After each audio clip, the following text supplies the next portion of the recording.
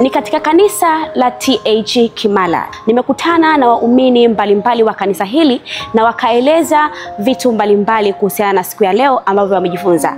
Mojawapo ilikuwa ni namna gani wanaweza wakauteka ufalme wa mbinguni, lakini pia wameweza kuelezea ni namna gani naweza nikamfahamu Mungu. Na mtumishi mwingine akaenda mbali zaidi kuelekeza namna gani Mkristo wa Mungu anaweza akatumia muda wake ili kuweza kuuteka ufalme wa mbinguni. Ungana nami tuende tukawasikilize.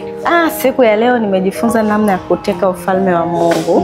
Nawezaje kuteka ufalme wa Mungu?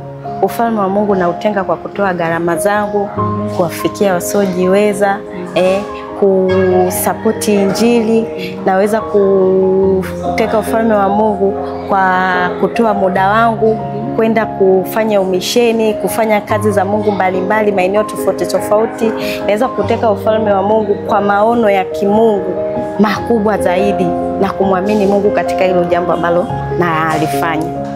Tunaweza kumfahamu Mungu kupitia kujifunza neno la Mungu, kupitia kusikia kutoka kwa watu wengine ambao wametutangulia katika imani, kupitia sisi wenyewe kumtafuta Mungu katikati ya maisha yetu, ambapo tunaweza tukamtafuta Mungu kupitia maombi, kujihudhurisha katika ibada ambazo zinahusu neno la Mungu, pia kushiriki katika mambo ya kimungu. Kama Mkristo lazima uwe na muda kwa ajili ya kusoma neno, lazima uwe na muda kuhudhuria kanisani kujifunza neno. Kama Mkristo lazima uwe na muda kushirikiana na wenzako katika huduma za kimungu. Yaani nikimaanisha kwamba uende kwenye ushuhudiaji, uwashuhudie watu kuhusu habari za Mungu, uwe ni mtu wa maombi. Ukifanya vitu kama hivyo kama Mkristo, lazima utauteka ufalme wa Mungu.